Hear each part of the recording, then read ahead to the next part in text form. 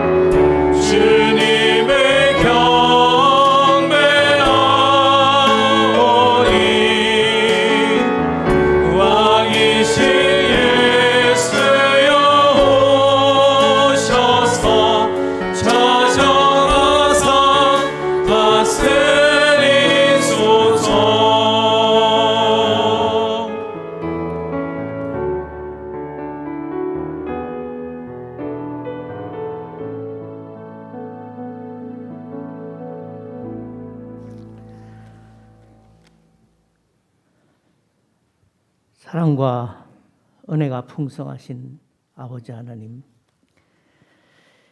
오늘도 이렇게 아버지 전에 모여 예배드리게 하심을 감사드립니다.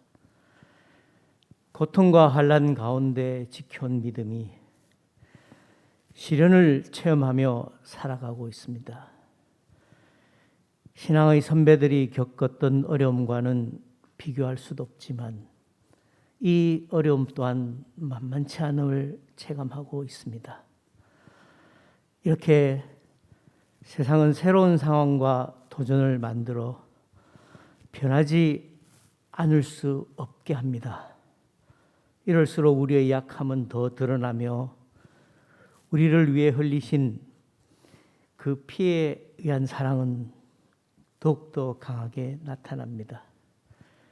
해서 변해야 할 때 당연히 변화하게 하시고 지켜야 할 것은 목숨 바쳐 지키게 하옵소서. 병들었다고 여기는 교회가 건강하다고 생각하는 이웃에게 좀 더 적극적으로 소금과 빛의 역할을 하게 하옵소서. 온갖 욕은 다 듣고 있지만 친교하고 찬양하고 기쁨을 누리며 나누면서 전하기 위해 말씀과 기도로 무장하고 훈련하게 하옵소서. 들리는 북한 소식에 할 수 있는 것은 그다지 없지만 전심을 다해 기도하게 하옵소서. 또한 각국에 복음 전하는 선교사들과 전국의 작은 교회들을 기억하시고 함께하여 주옵소서. 이 나라의 과거엔 국론이 하나가 되고자 많은 이들이 노력하였으나 요즘은 천갈래 만갈래로 자기 뜻대로 나뉘어져 있음을 볼 수 있습니다. 분열을 조장하는 몹쓸 족속들이 허다한 이때 거짓된 자들을 물리칠 분별력을 갖게 하옵소서. 나라를 경영하는 대통령을 비롯한 모든 위정자들의 권위가 발현되고 정의가 실현되게 하옵소서. 올 한 해도 우리에게 원하시는 뜻이 이루어지게 하시고 젊은 청년들과 아동들을 눈동자처럼 돌아보며 특히 초신자들을 지켜 보호해 주옵소서. 모든 삶 속에서 특히 병상에서 놀라운 은혜를 내려주시고 경제와 모든 여러 가지 문제들도 다 해결할 수 있는 기회와 여건을 허락하여 주옵소서. 설 명절을 지내고 이제 각자의 생활로 돌아갑니다. 항상 지켜주시고 얼굴 빛을 비춰 주옵소서. 세우신 목사님 붙잡아 주시고 모든 섬기는 손길을 통해 영광 받으시고 온 교회의 사랑과 열정, 기쁨과 은혜 그리고 성령 충만하게 하옵소서. 예수님 이름으로 기도드립니다. 아멘.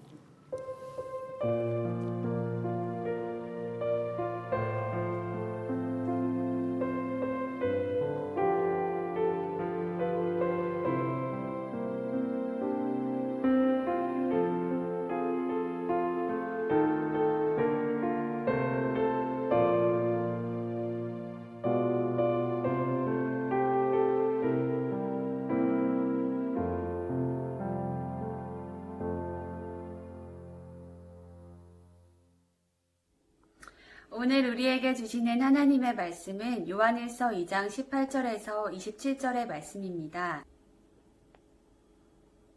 하나님의 말씀을 봉독하겠습니다. 하나님의 말씀을 경청하시기 바랍니다.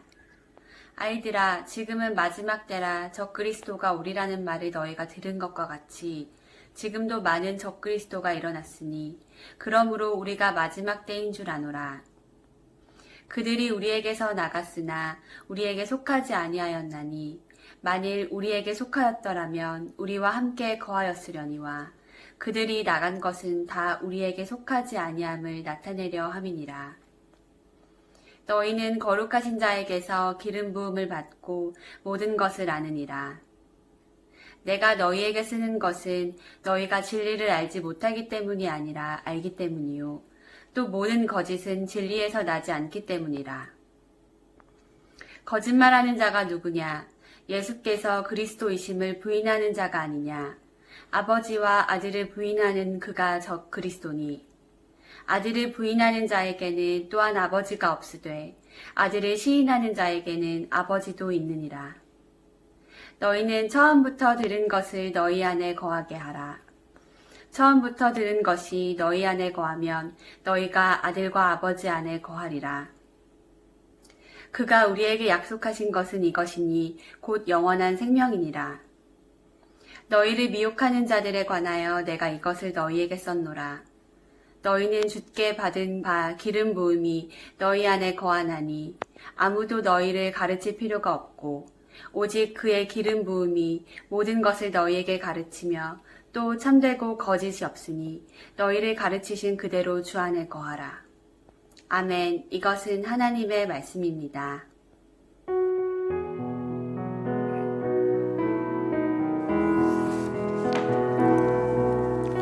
이 말씀 따라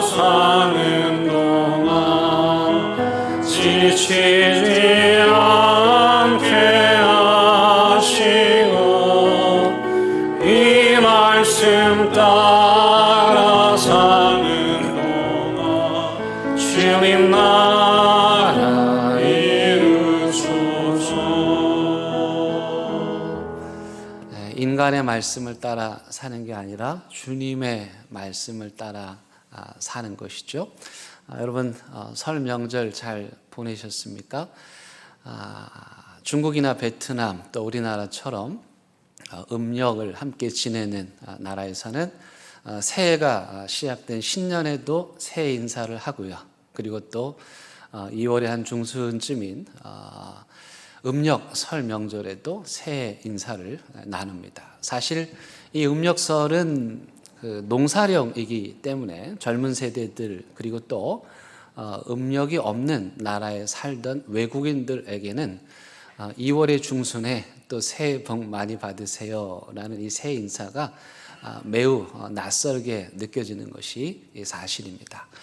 그럼에도 불구하고 이 음력설은 쉽게 사라질 것 같지는 않습니다. 왜냐하면 명절은 한 나라나 민족이 오랜 시간 함께 추억을 시간을 공유하면서 만들어진 것이기 때문입니다. 그래서 명절은 그 공동체만의 강한 유대감과 일체감을 다시 한번 확인하는 매우 의미 있는 시간이죠. 여러분 실제로 일제강점기 시절에 일제가 우리 음력설을 없앴었죠. 우리 그 동양 문화권에서 우리 나라 주변에 유일하게 일본만이 음력을 지내지 않는데요. 일본 사람들이 보니까 일본 사람들은 새해를 맞아서 설을 지내는데 이 조선 사람들이 또 음력설을 맞이해서 자기들끼리 명절을 지내는 거예요. 그걸 보니까 그 명절을 통해서 이 조선 사람들이 하나가 되고 일체감을 느끼고 어떤 그 정신적으로 묘하게 뭉친다는 것을 알게 됐어요. 그래서 일제가 의도적으로 그 민족 정신을 말살하기 위해서 또 공동체성을 깨뜨리기 위해서 음력설을 없앴죠. 여러분 그런데 놀랍게도요, 그 음력설이 100년 만인 1989년에 다시 살아납니다. 기억하십니까? 자그마치 100년 만에 일제가 없앴던 음력설이 다시 부활하여 오늘까지 이렇게 된 것이죠. 아마 여러분들 중에는 그 음력설을 지내지 못하게 했을 때 몰래 음력설에 떡방앗간에 떡을 하러 다니셨던 분들도 계실 것입니다. 여러분 심지어요, 우리나라 사람들이 외국에 나가잖아요. 그러면 그 나라의 명절을 지키는 게 아니라 우리나라의 명절을 지킵니다. 올해도 아마 어김없이 해외에 계신 분들도 우리 설 명절에 떡을 이렇게 만들어 가지고 함께 떡국을 끓여 먹으면서 고향에서 지냈던 그런 명절의 추억을 함께 떠올리셨을 것입니다. 왜 그러냐면 한평생 이 명절의 리듬이 몸에 배어 있기 때문에 그래요. 그래서 그 리듬을 쉽게 이게 없애지를 못하는 것입니다. 이처럼 우리나라 그리고 중국, 베트남 등 음력을 지내는 나라에는 달력이 두 개가 있는 거죠.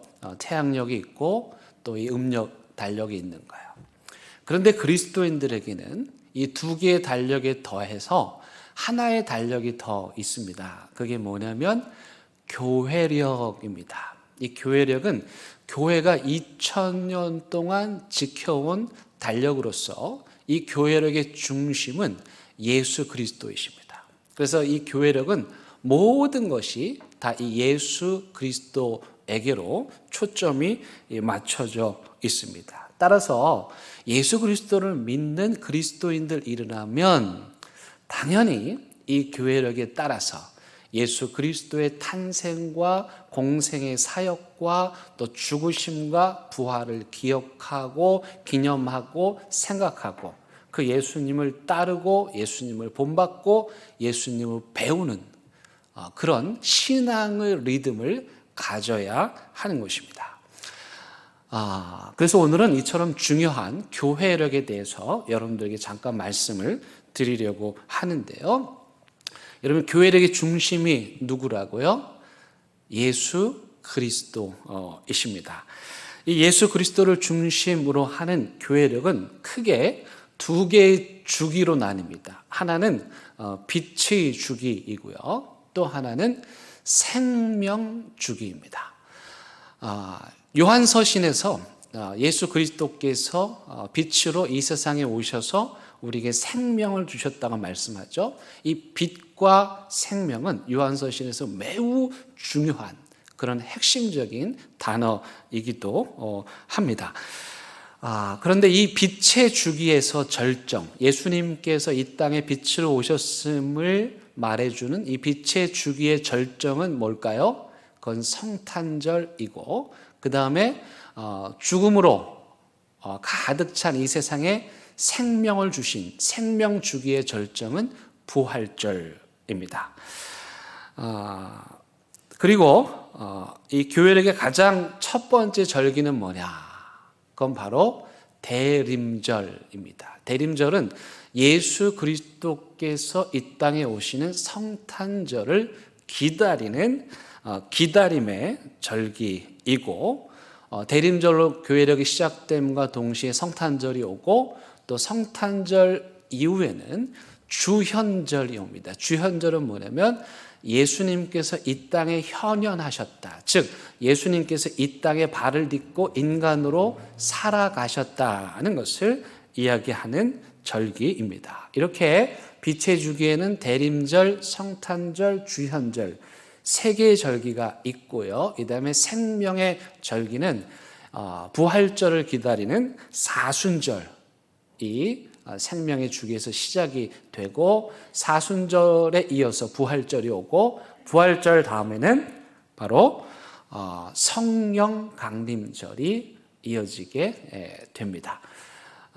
여러분, 이 성령 강림절을 끝으로 해서 6개의 교회의 절기가 맞춰지게 되는데요.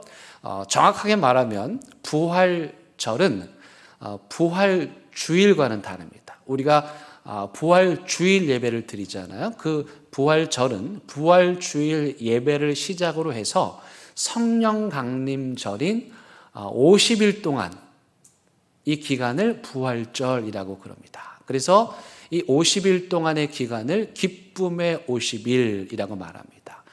즉 다시 말하면 예수 그리스도의 부활을 기뻐하고 기념하는 날. 그래서 예수님의 고난을 묵상하는 사순절, 이 40일인데 그보다 열흘이 더 많은 기쁨의 50일을 보내고, 그 부활절의 가장 클라이맥스, 기쁨의 50일의 가장 정점은 뭐냐? 그게 바로 성령 강림절입니다. 여러분 이해하셨습니까? 이것으로 교회 달력의 끝인데요. 어렵지 않죠? 다시 한번 말씀을 드리면 교회력은 예수 그리스도를 중심으로 두 개의 주기가 있다. 보여주세요.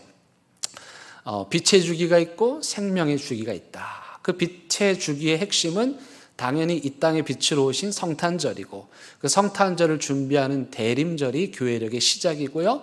그래서 대림절, 성탄절, 예수님께서 이 땅에서 사역하셨음을 말하는 공생애를 말하는 주현절, 그리고 부활절을 기다리는 사순절, 부활절 이후에 예수님께서 승천하시고 우리에게 성령을 보내주신 성령 강림절, 이렇게 6개가 교회 절기입니다. 아주 중요합니다. 여러분 명확하게 이해하셨죠? 저 그림 필요하시면 나눠드릴 테니까 꼭 기억하시고요. 사실은 지금 다 머릿속에 넣으셨을 줄로 아는데 6개의 절기를 꼭 기억하셔서 여러분들 신앙의 리듬을 잘 배우셨으면 좋겠어요. 조금 더 자세하게 좀 하나하나 절기를 설명해 드리려고 합니다. 먼저 교회력이 무엇으로 시작된다고요? 교회의 달력은 설이 아니라 대림절로 시작이 되는 거예요. 교회의 달력이 예수 그리스도를 기다리는 대림절로 시작된다는 것은 매우 큰 의미가 있습니다. 이 대림절은 성탄절 전 4주 동안 한 주 한 주 촛불을 켜면서 이 세상에 오시는 예수 그리스도를 간절한 마음으로 기다리는 기다림의 절기입니다. 그런데 이것은 이중적인 의미를 가지고 있습니다. 이 땅에 현재 우리에게 오실 예수님을 기대하는 현재의 시제로서의 기다림. 그러나 또 동시에 여러분, 성탄절이 양력으로 치면 연초에 있습니까? 연말에 있습니까? 연말에 있죠. 양력으로, 태양력으로 하면. 그러니까 12월 한 해의 끝자락에 우리가 이 성탄절을 보낸다는 것은 무슨 의미냐면 장차 마지막 때 재림의 주님으로 오실 그 예수님을 기다립니다. 그런 의미입니다. 또 한편으로는 보통 대림절이 11월 말 또는 12월 초에 시작이 되는데요. 한 해의 끝자락에 대림절이 있다는 것은 무슨 말입니까? 여러분, 이 세상에서 끝은 무엇을 의미합니까? 절망을 의미하죠. 그러니까 우리 예수 그리스도께서는 이 절망적인 세상에 희망의 빛으로 오신다는 것을 의미하는 거예요. 그래서 대림절이 우리 태양력의 맨 마지막 달에 위치하고 있는 것입니다. 이 대림절에 우리 교회에서 뭘 하냐면 성탄 트리 점등 예배를 드립니다. 이건 뭘까요? 일종의 새해 맞이입니다. 우리로서는 새해가 시작되는 설과도 같은 거예요. 여러분들이 농사를 짓지 않는데도 음력이 되면 명절 기분이 나잖아요. 마찬가지로 우리가 그리스도인들이라면 대림절이 되면 새해를 맞이하는 설렘이 있어야 돼요. 그래서 우리 교회에서는 대림절 주일 이틀 전인 금요일 저녁에 여러분 사진에 보시는 것처럼 온 성도들이 함께 모여서, 특별히 우리 아이들이 함께 모여서 성탄 트리를 만듭니다. 그리고 예배를 드립니다. 맛있는 음식을 먹죠. 명절 기분이 나는 거예요. 그 다음에 어떻게 합니까? 촛불을 들고 교회 밖으로 나갑니다. 그리고 교회 밖에 동네를 한 바퀴 돌아요. 빛으로 오신 예수 그리스도를 세상에 전하는 거예요. 그리고 교회 마당에 와서 사방을 둘러보면서 기도합니다. 이 빛 대신 주님이 온 세상에 전파되게 해달라고 기도합니다. 그리고 아름답고 멋진 공연도 하죠. 여러분, 저때 참여해 보신 분들은 알겠지만 우리 아이들이요 평생 그걸 잊지 못하는 거예요. 여러분들이 명절 때만 되면 어린 시절에 부모님들이 목욕탕에 가서 때 밀어주고 또 옷 사주고 용돈 주잖아요. 그렇게 우리에게 명절이 몸으로 기억이 되는 것처럼 성탄트리 점등 예배는 우리 아이들에게 교회력, 교회의 절기를 가르치고 이제 교회가 새롭게 달력이 시작되었다, 새해를 맞이했다는 것을 가르쳐주는 아주 의미 있고 중요한 그런 예배로 드리게 됩니다. 그리고 성탄절 때 되면 우리가 무엇을 합니까? 성탄 트리를 점등합니다. 우리 교회 성탄 트리가 올해도 예쁘게 만들어져 가지고 지나다니는 사람들이 다 좋아하고 행복해하고 사진 찍으시고, 코로나로 인해서 우울하고 어두운 이 시기에 동네 사람들이 우리 교회 트리를 통해서 많은 위로를 받았습니다. 무슨 말입니까? 빛 대신 예수님이 이 세상에 오셨다는 걸 우리가 저 트리라고 하는 상징을 통해서 사람들에게 이 세상에 전하고 알리는 것입니다. 미국에 가면은 사실은 집집마다 트리를 하는데 어떤 마을은 성탄 트리가 기가 막히게 멋있습니다. 그래서 많은 사람들이 해마다 그 마을에 가서 성탄 트리를 보는 것이 일종의 예식처럼 되어 있는데요. 그 의미는 무엇입니까? 이 어두운 세상에 밝은 빛으로 오신 예수님을 전하고 드러내자는 것이죠. 그 다음에 이어지는 게 뭡니까? 대림절, 성탄절, 그 다음 뭐였죠? 주현절이었습니다. 예수 그리스도 주자의 현현하다 현자인데요. 예수님이 이 세상에 임재하셨다. 이 세상에 분명하게 눈에 보이게 또렷하게 나타나셨고 이 세상에 인간으로 사셨다를 말하는 게 주현절입니다. 이 주현절은요 사실은 이단들 때문에 생겨났습니다. 어떤 이단이냐면 영지주의. 영지주의가 어떤 사람들이었습니까? 영적인 건 거룩하고 우리 육신은 거룩하지 않은 거예요. 썩어 없어질 거예요. 영은 거룩하고 육은 거룩하지 않다라는 이원론적인 생각. 거기서 한 걸음 더 나가서 이들이 뭘 주장하는 거예요? 예수님이 하나님의 아들이시기 때문에 육신으로 오신 예수님, 그건 불가능하다. 어떻게 하나님이 인간의 몸을 입겠냐? 그래서 예수님의 신성은 인정하지만 예수님의 인성은 부인하는 거예요. 그럼 사람들이 본 예수님은 누구냐? 그건 가짜라는 거예요. 껍데기라는 거예요. 환상이라는 거예요. 그래서 이것을 좀 더 정확하게 말하면 가현설, 예수님이 가짜로 현현했다라는 거예요. 영지주의에서 나온 게 가현설인데 바로 요한 공동체를 깨뜨리고 나간 사람들이 주장한 게 바로 이 가현설이에요. 예수님이 육체로 오신 것을 부인하는 거예요. 그래서 초대교회는 그런 이단들에 맞서서 아니다. 예수님께서 이 땅에 오셨고 발을 딛고 사셨고 갈릴리 바다에서 어부들과 함께 어울리셨다. 그리고 그분은 세례를 받으셨다. 그 예수님의 현현을 눈에 보이도록 나타나신 그 예수님의 생애를 기억하기 위해서 주현절을 지킵니다. 주현절은 예수님께서 하늘의 보좌를 버리시고 이 세상에 오셔서 이 세상 사람들에게 나타나셨음을 기념하는 절기이기 때문에 선교가 강조되기도 합니다. 그래서 주현절의 의미를 좀 아는 교회들은 새해가 되면 온 교우들이 선교에 작정을 합니다. 작정 헌금을 하고 어느 나라를 위해서 기도할지를 정하고 헌신할 것을 정하는 시기가 바로 이 시기입니다. 그 다음에 이 빛의 주기가 끝나고 생명의 주기로 넘어가는데요. 생명의 주기 첫 번째 시작은 뭐였습니까? 부활을 기다리는 사순절이었습니다. 이 사순절은 부활절 전 40일 동안 예수님의 고난을 묵상하는 신앙의 여정을 의미합니다. 이 사순절 기간요,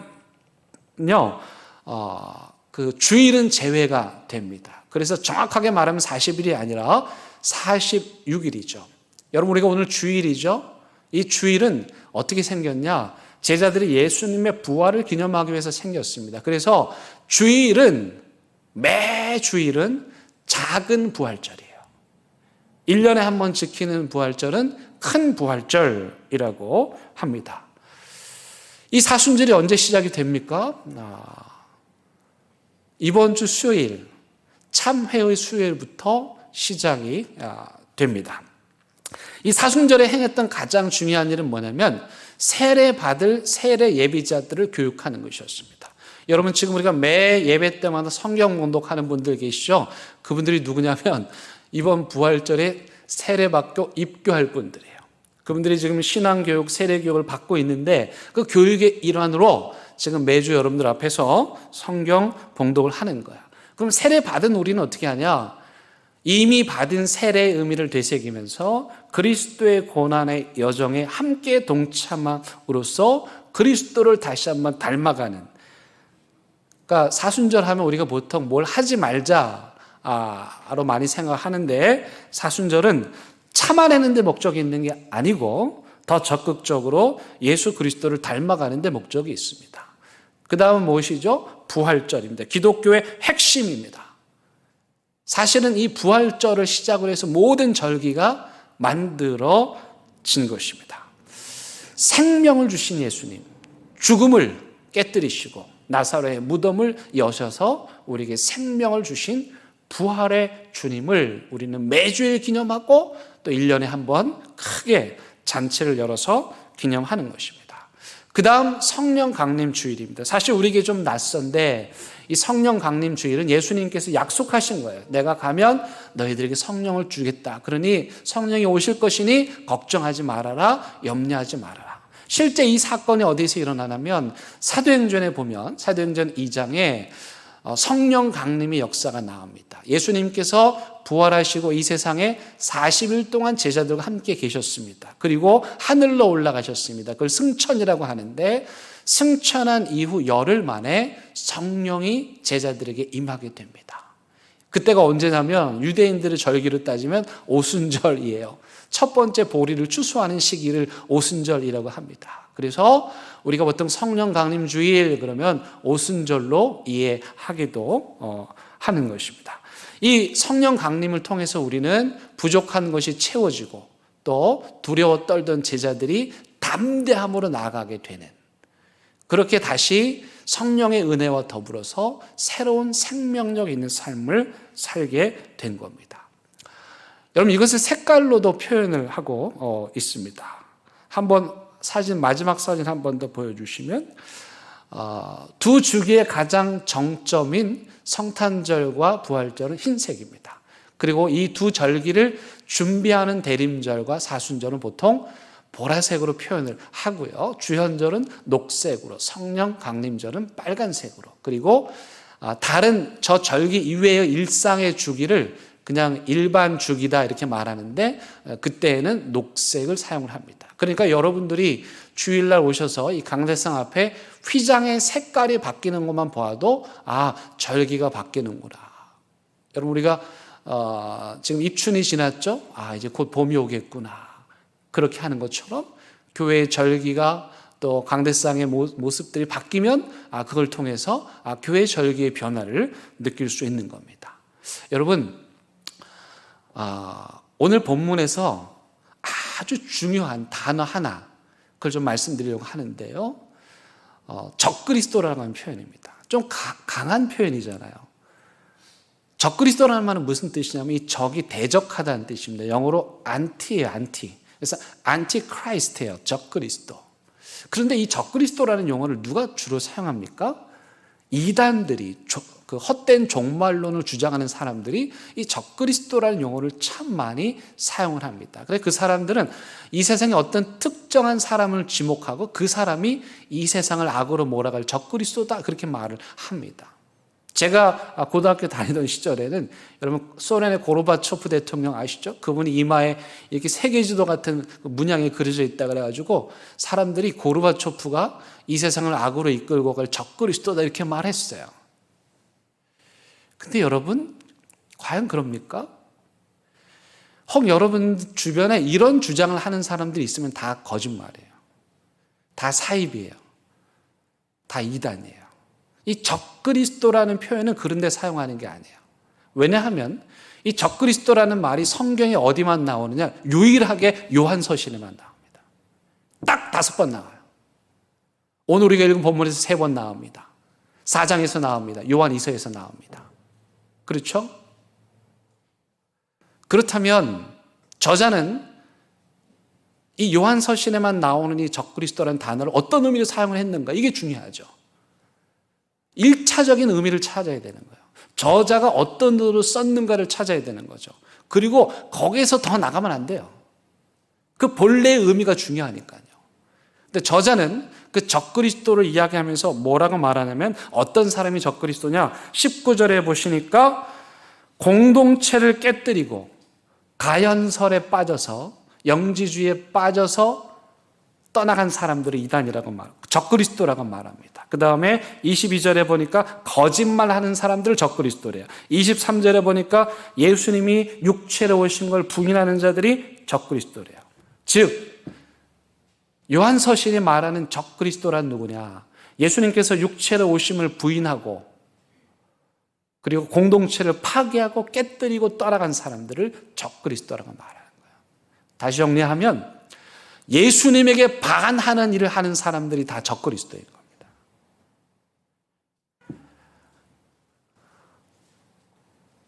그런 의미에서요, 어떤 특정 사람이 적그리스도가 아니라 저와 여러분들도 예수님의 일을 가로막으면 적그리스도가 될 수 있는 거예요. 여러분 예수님께서 베드로에게 신앙 고백을 한 베드로에게 칭찬합니다. 야, 너 진짜 멋있다. 내가 너에게 선물을 줄게. 너 복이 있다. 근데 그 다음 바로 뒤이어서 예수님이 나 십자가 질 거야 했을 때 베드로가 안 됩니다. 가로막아요. 그때 예수님이 베드로에게 뭐라고 말합니까?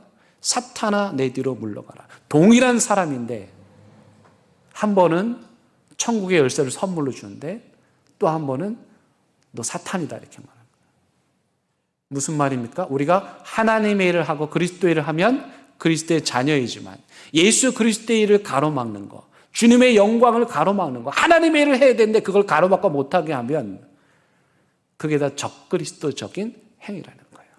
그런 의미에서 저와 여러분 모두는 적그리스도적인 행위를 할 가능성이 매우 많은, 사실은 지난 시간 적그리스도적인 일들을 수도 없이 해왔던 그런 죄인들인 거예요. 그래서 우리가 주목할 건 뭐냐면 적그리스도적인 삶을 살지 않도록 해야 되죠. 어떻게 해요? 오늘 저자는 말합니다. 예수 그리스도 안에 머물러라. 그 안에 머물려면 어떻게 될까요? 예수 안에 머물려면 어떻게 될까요? 이 교회의 달력, 이 교회의 달력에 우리 신앙의 리듬을 맞추는 겁니다. 그러면 나도 모르게 설 명절이 되면 가슴이 설레고 뭔가를 해야 되고 애들 세뱃돈도 준비하고 음식도 장만하게 되는 거예요. 교회의 리듬에 맞추면, 교회의 절개의 리듬에 맞추면 사순절이 되면 절제하고요, 겸손해지고요, 부활절이 되면 그 기쁨을 나누려고 하고요. 그 신앙의 리듬이 우리 몸에 배이도록 해야 되는 거예요. 이번 주 수요일부터 참회하는 것을 시작으로, 사순절이 참회로 시작돼서 참회 수요일 이렇게 말해요. 죄를 뒤집어 쓴다 해서 죄 수요일 이렇게 말해요. 이번 주 수요일부터 사순절이 시작이 됩니다. 사순절은 신앙의 훈련을 하기에 너무도 좋은 계절입니다. 훈련, 너무 중요한 단어입니다. 여러분 보통 요즘에 헬스장 갈 때 우리 뭐라 그러죠? 짐에 간다 이렇게 말하죠. 그 짐이라는 말이 뭐냐면 헬라어의 짐나지움에서 왔어요. 짐나지움이 무슨 뜻이냐? 훈련이라는 뜻입니다. 다윗은 말합니다. 몸의 훈련은 유익하다. 경건의 훈련은 뭐냐? 신앙의 훈련은 뭐냐? 바로 몸으로 훈련을 하는 거랍니다. 우리가 신앙에도요, 로또 신앙 같은 사람들이 있어요. 아, 은혜 한번 딱 받았으면 나 이 무료한 삶을 막 반짝거리는 꿈과 환상 같은 일이 막 일어나서 내가 막 기적을 체험했으면 하는 그런 마음들이 우리 안에 있죠. 그러나 여러분, 우리의 신앙은 그런 이례적인 사건으로 만들어지는 게 아닙니다. 신앙은 철저하게 매일 반복되는 몸의 훈련, 몸이 기억하는, 기도를 안 하면 몸이 찌뿌둥해요. 운동 안 하시는 분들은 운동 안 하면 몸이 찌뿌둥하듯이, 주일을 성수 안 하면 왠지 몸이 불편해요. 새벽 예배를 가지 않으면 그날 하루가 왠지 몸이 찌뿌둥해요. 왜요? 몸이 기억하고 있기 때문에. 사순절은 우리의 몸을, 우리의 마음을, 우리의 신앙을 훈련하는 아주 중요한 절기입니다. 그렇게 훈련하면 어떤 결과가 나오느냐? 분별력이 바라져요. 어떤 사람은 배움이 길지 않아요? 근데 참 사리 분별을 잘해요. 왜일까요? 신앙의 훈련을 잘해요. 어떤 사람은 많이 배우고 똑똑해요. 근데 분별력이 없어. 왜요? 신앙의 훈련을 안 하게, 말만 해서 그래요. 저는 이번 사순절에 여러분들에게 신앙의 훈련을 제안합니다. 네 가지인데 첫 번째는 채움입니다. 채우셔야 돼요. 뭘 채울까요? 말씀을 채워야 돼요. 오디오 바이블 들으시고 요한서신 듣고 읽고 암송하고 묵상하고 기도로 채우셔야 돼요. 새벽 예배 하셔야 돼요. 공적인 예배에 참여하시고 고난주간 특별 새벽 예배 함께 참여하시고 가정에서 예배를 드리시고, 특별히 저는 경건서적 읽기를 추천해 드립니다. 톨스토이나 도스토옙스키 같은 그런 장편의 책들은 죄가 무엇이고 구원이 무엇이고 용서가 무엇이고 사랑이 무엇인지, 레미제라블도 너무 좋은 책입니다. 그런 책들을, 묵직한 책들을 읽음으로써 우리의 영성의 무게를, 깊이를 더하는 거예요. 두 번째 신앙의 훈련은 비움입니다. 우리의 탐욕을 비우는 것입니다.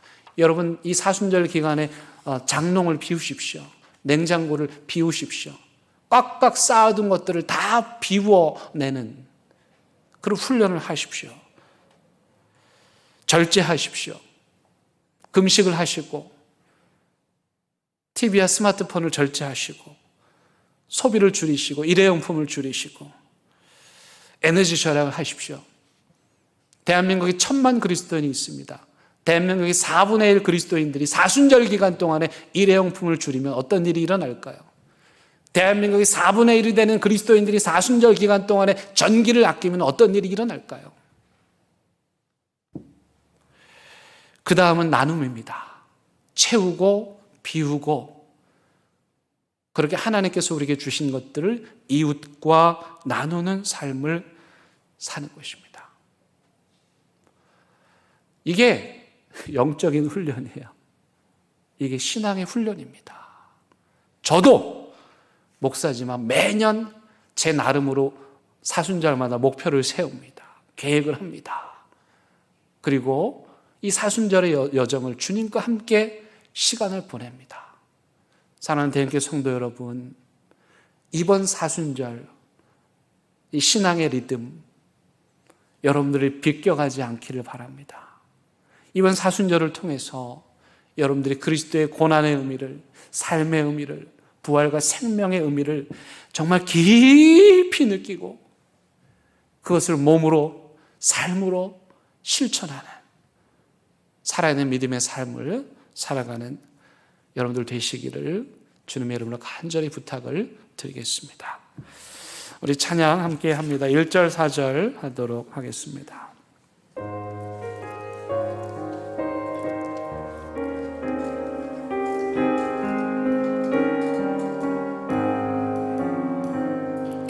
예수는 나의 힘이요 내 생명 되시니 그 주 예수 떠나 살면 죄 중에 빠지리 눈물이 앞을 가리고 내 맘에 근심 쌓일 때 위로하고 힘주시니 주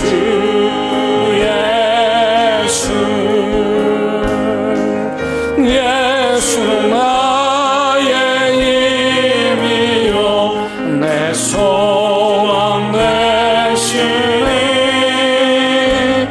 이 세상을 떠나갈 때 영생 얻으리 한없는 복을 주시고 영원한 기쁨 주시니 나의 생명 나의 기쁨 주 예수. 참 좋으신 하나님, 우리에게 예수 그리스도를 빛으로 보내주셔서 영원한 생명 얻게 하심을 진심으로 감사를 드립니다. 이제 사순절이 시작되는 이 시기에 저희들 이 사순절을 통해서 더 깊은 믿음으로, 더 깊은 신앙으로 나아가게 도와 주시옵소서. 우리 몸이 기억하고 마음이 기억하고 영혼이 기억하는 그런 영적 훈련, 경건 훈련 잘 감당하는 은혜의 시간들로 빚어 주시옵소서. 예수님의 이름으로 기도드립니다. 아멘.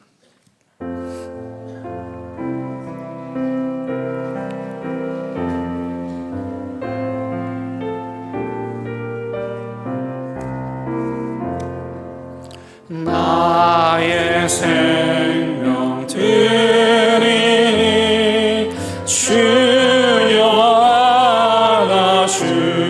안아주셔서 세상 살아갈 동안 찬송하게 하소서.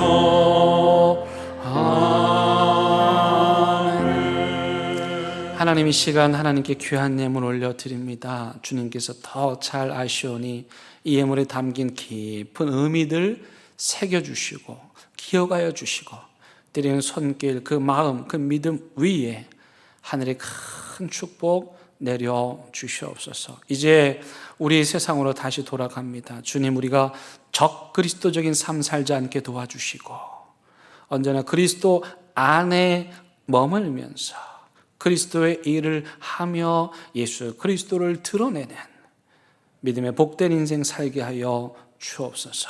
하나님, 안타깝게도 병상에 있는 분들 계십니다. 요양원에 있는 분들 계십니다. 하나님, 홀로 버려두지 마시고 찾아가 주시고 위로하여 주시고 치유하여 주시고 그 삶과 그 연약함을 다시 새롭게 일으켜 주시옵소서. 예수님의 이름으로 기도드립니다. 아멘. 예, 여러분 반갑습니다. 우리 옆에 있는 분들 함께 인사 나누시고 우리 온라인 예배 드리시는 분들도 감사를 드립니다. 함께 인사 나누시기 바랍니다. 온라인 예배 드리는 분들을 위해서 본당 예배 드리는 분들 영상으로 보여 드렸습니다. 우리 인사 한번 나누실까요? 손 한번 흔들어서. 예, 얼굴 보이십니까? 마스크를 써가지고 잘 구분은 안 되는데 예, 반갑고 감사합니다.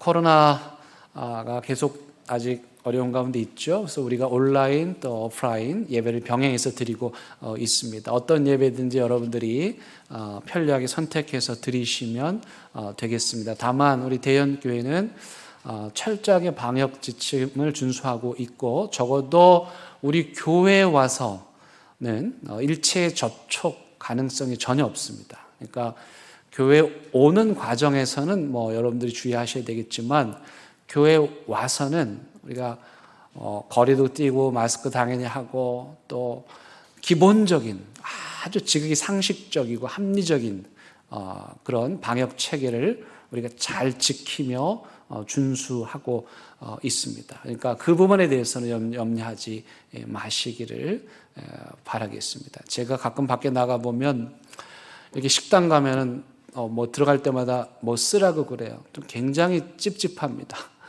그 볼펜을 수많은 사람이 만졌는데 그걸 또 쓰라고 그래. 세상에 이걸 방역 대책이라고 이걸 하고 있나. 우리 교회는 그런 비합리적인 거 없습니다. 들어오시면서부터 주차장에서부터 여기까지 접촉하실 일 없고요. 알아서 다 이름 적고 체온 재고 다 합니다. 그러니까 적어도 그 부분에 대해서는 여러분 염려하지 마시기를 바라겠습니다. 말씀드린 대로 이번 주 수요일부터 사순절 참회 수요일을 시작으로 해서 사순절이 시작이 되는데 여러분들 함께 믿음으로 참여해 주시기를 바라고 여러분들을 위해서 사순절 달력을 아주 잘 만들었습니다. 정말 제가 봐도 또 잘 만들었어요. 매해 잘 만드는데 올해도 또 잘 만들었어요. 보라색으로 해서 앞뒤 내용 여러분들이 보시면 사순절 어떻게 보내야 될지를 알 수 있습니다. 여러분 참고하셔서 사순절 신앙의 여정을 잘 보내시기 바랍니다. 새해 나눠드린 게 참 많이 있죠. 달력과 또 우리의 바람, 요한서신 키워드, 또 기도 수첩 있습니다. 그거 받아가시기 바라고 교우 상호를 안내한 책자도 있습니다. 받아가시기 바랍니다. 사실은 여러분 그 예배도 마찬가지인데 감염을 막기 위해서 가장 먼저 해야 될 게 뭡니까? 모임을 최소화하는 거잖아요. 사람 숫자를 줄이는 거예요. 그러니까 제가 예배 때마다 바쁩니다. 보통 45분 안에 늦어도 50분 안에 예배를 다 마치려고 그렇게 하는데 이건 정부에서도 얘기 안 하는 거예요. 우리는 정부 지침 이상으로 방역 대책을 준수하고 있다는 것을 다시 한번 말씀을 드립니다. 오늘 2부 예배 후에 우리 그 공동의회 있고요. 기쁜 소식 나누도록 합니다. 우리 박옥선 집사님 둘째 따님이 또 아들 낳으셨습니다. 손자 낳으셨고요. 그 다음에 윤영미 집사님 사위분께서 감만동에 내과를 개원하셨습니다. 우리 큰 박수로 축하해 주시기 바랍니다. 예, 이제 우리 다 함께 일어나셔서 우리 결단의 찬양 하나님께 드립니다.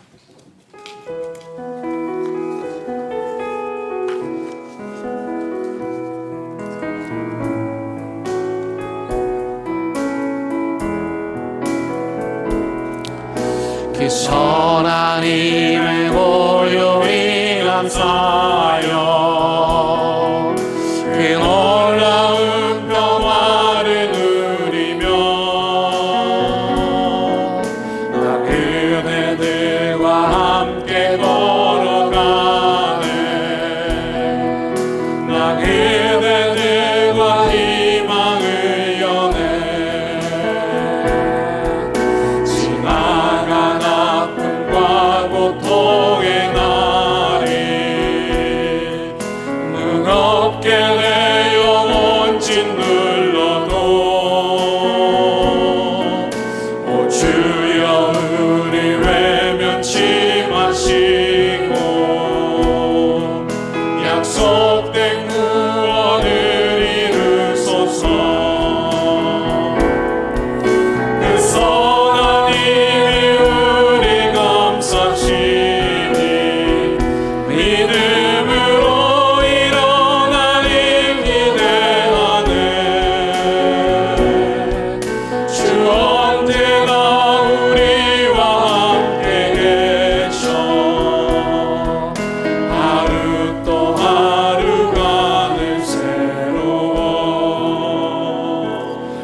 주님 예수 그리스도의 은혜와 하나님의 크신 사랑과 성령님의 인도하심이 우리도 언제라도 베드로처럼 적 그리스도 같은 자들이 될 수 있음을 깨닫고 언제나 주님 안에 머물고 주님 안에 거하며 예수 그리스도의 일만을 드러내는 삶을 살기로 다짐하고 또 다짐하는 사랑하는 대형교회 모든 성도들 위해 이들의 가정과 일터와 사업장 위에 코로나 재난의 현장에서 분투하는 우리 의료진들 위해 이 나라 이 민족 위에 이제부터 영원토록 함께 하시기를 간절히 축원하옵나이다.